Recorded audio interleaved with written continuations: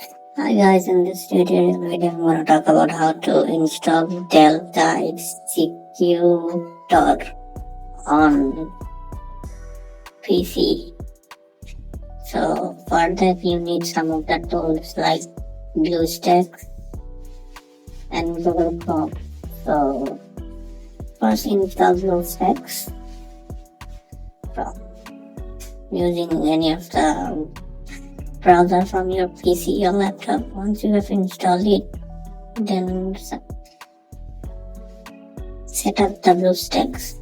So after completing the setup, download Google Chrome on BlueStacks. After downloading the Google Chrome, then simply download the Delta Executor file and install it. So this is the method. I hope you guys like it. Thank you for watching the video.